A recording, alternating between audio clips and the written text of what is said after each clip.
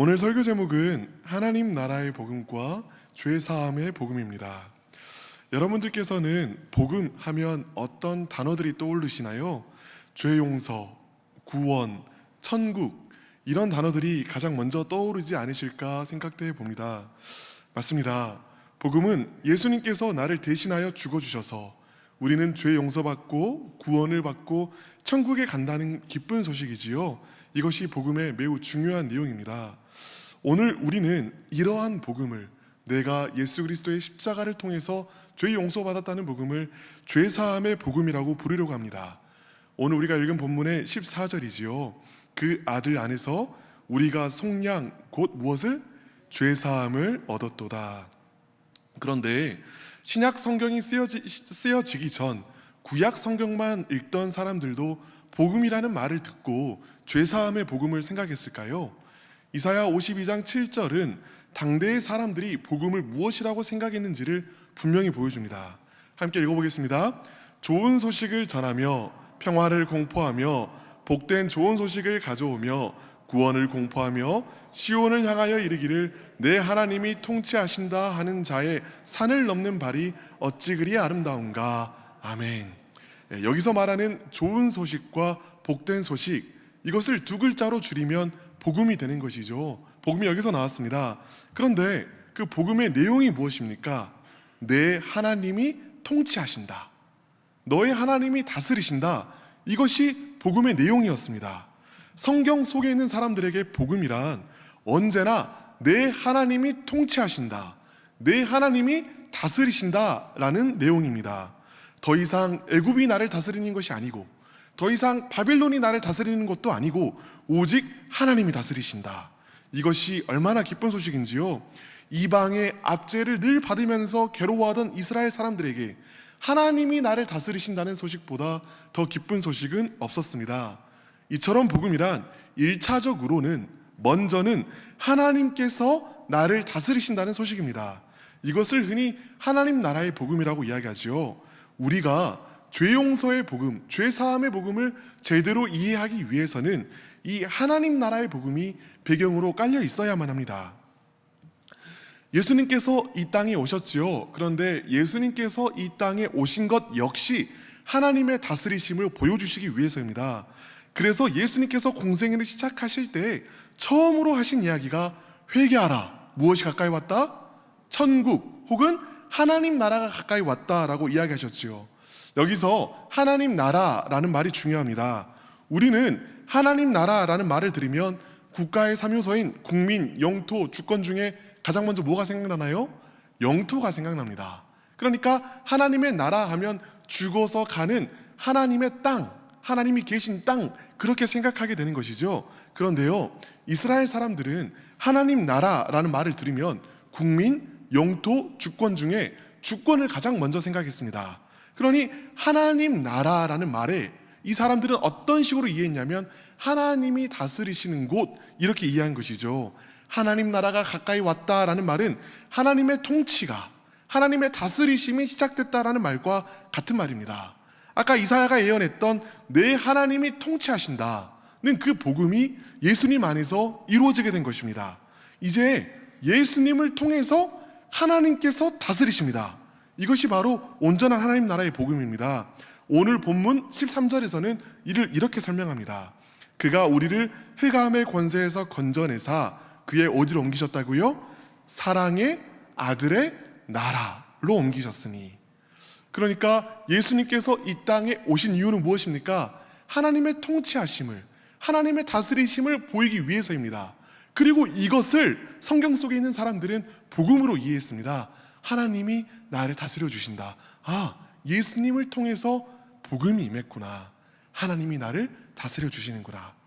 예수님께서 가시는 곳마다 귀신은 떠나가고 병은 치유되었지요. 이게 무슨 의미인가요?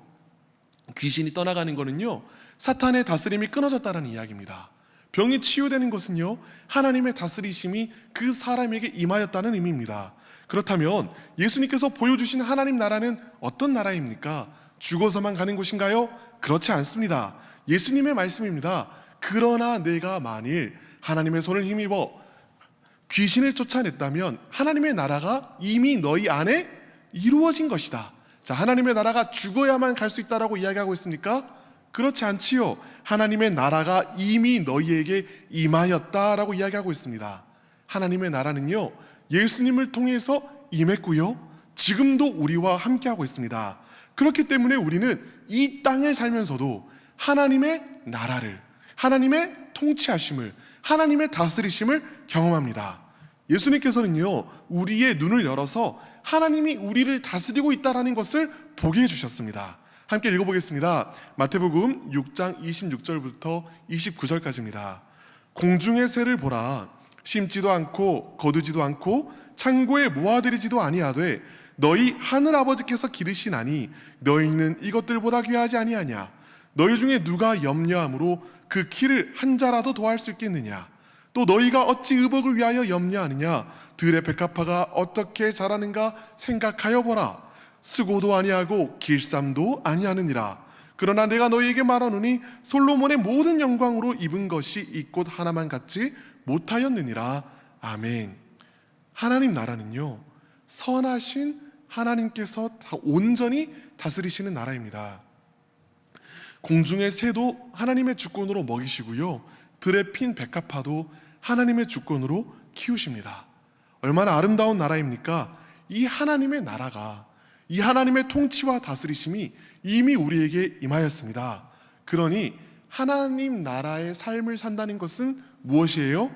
하나님에 대한 완전한 신뢰 속에서 나와 함께 하시는 하나님께 날마다 내어 맡기는 삶입니다.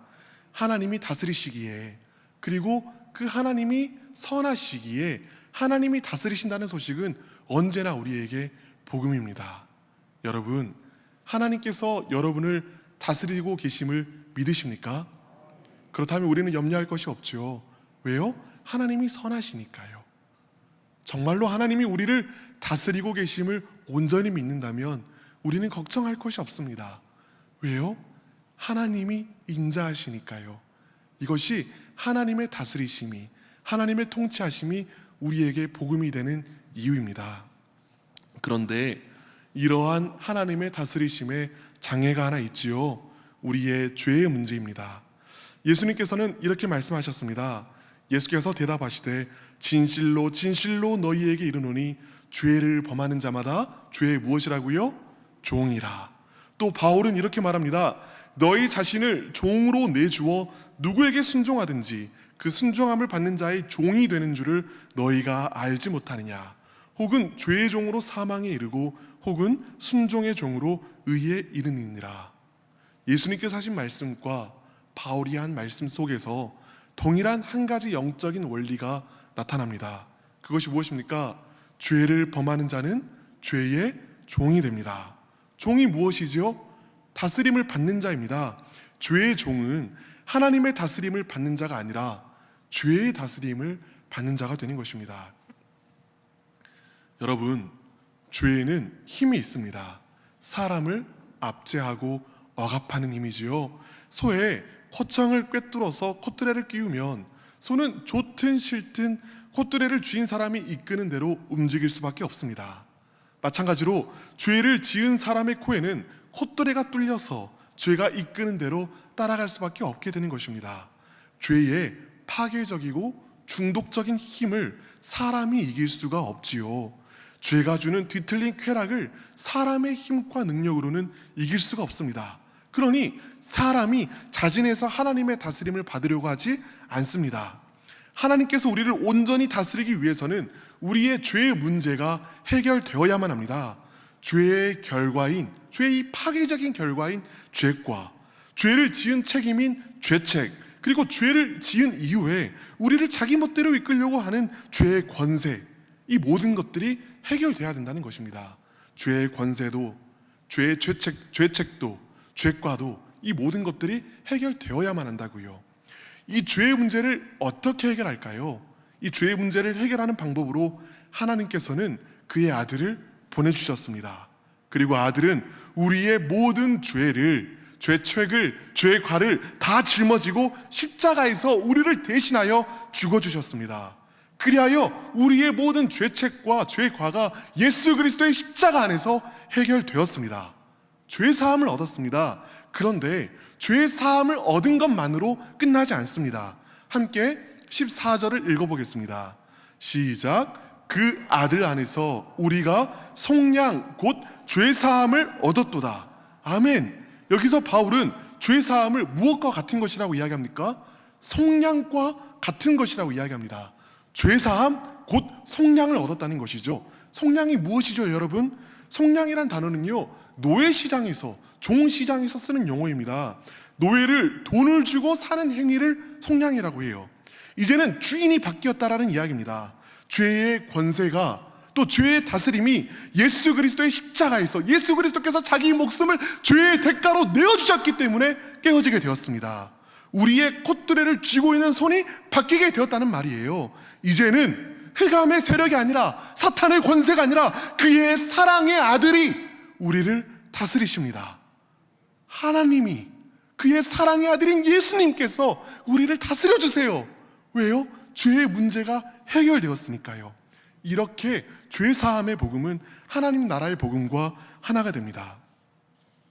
사랑하는 여러분, 십자가로 죄의 문제가 해결되었다가 복음의 완성이 아닙니다. 복음의 완성은 무엇이냐면요, 죄의 문제가 해결되었기 때문에 이제 선하신 하나님께서 우리를 다스리신다는 것이 복음의 완성입니다. 이제 우리는 예수 그리스도 통해서, 예수 그리스도 안에서 온전한 하나님의 통치와 다스리심 안에 거합니다. 그런데 여러분, 하나님께서 다스려 주시는 것은요, 대통령이 우리를 다스리는 것과 근본적인 차이가 있습니다. 대통령이 다스릴 때에는 대통령은 집무실에 앉아 있고 우리는 멀리서 그 다스림을 받지요. 그러나 하나님이 다스리실 때는요, 하나님 그분 자신이 우리에게 임하여 주십니다. 하나님께서 멀리서 우리를 다스리시는 것이 아니라 그 하나님께서, 살아계신 하나님께서 우리에게 오셔서, 우리에게 임하셔서 우리를 다스려 주신다는 것입니다. 그리하여 하나님은 멀리 계신 분이 아니라 나와 함께 계신 분으로서 나와 동행해 주세요. 바로 이 지점에서 많은 이들이 넘어집니다. 예수님을 믿는다고 말하는 사람들에게 예수님께서 여러분의 죄를 용서해 주신 것을 믿습니까? 라고 물어보면 모두가 다 아멘이라고 합니다. 그러나 예수님께서 지금 우리와 함께 하시며 우리를 다스리고 계신다는 사실을 믿으시냐라고 물어보면 선뜻 아멘이란 말이 잘 나오지 않습니다. 예수님께서 여러분과 함께하고 계심을 믿으시나요? 예수님께서 여러분과 다스리고 계심을 믿으시나요? 여러분, 그런데 왜 쉽게 아멘이 나오지 않는 것이죠? 왜죠? 하나님께서 나를 다스리고 있지 않다는 증거가 너무나 많이 있는 것처럼 보이기 때문입니다. 그 증거가 무엇입니까? 사업이 어렵습니다. 몸에 큰 병이 들었습니다. 자녀가 날 너무 힘들게 하는데 도무지 신앙이 생기지 않습니다. 오늘 죄와 싸우다가 또 넘어졌습니다. 그런데 여러분의 경험은 하나님이 여러분과 멀리 떨어져 계시고 여러분을 신경 쓰고 있지도 않다라고 이야기합니다. 그러나 성경은 무엇이라고 말합니까? 그가 우리를 흑암의 권세에서 건져내사 그의 사랑의 아들의 나라로 옮기셨다라고 이야기합니다. 우리의 죄가 용서받았다라고 말합니다. 하나님이 우리를 다스리신다고 말합니다. 여러분, 이제 선택하십시오. 여러분의 경험을 신뢰하시겠습니까? 하나님의 말씀을 신뢰하시겠습니까? 이제 여러분, 하나님의 말씀을 신뢰하시길 바랍니다. 경험의 눈을 닫고 믿음의 눈을 여시기 바랍니다. 하나님이 지금 이곳에 계십니다. 그리고 이곳에 계신 하나님께서 우리를 다스리십니다. 여러분은 어떻게 오늘 이 기도의 자리에 나오셨나요? 하나님께서 여러분을 불러주셨기 때문에 나올 수 있었습니다.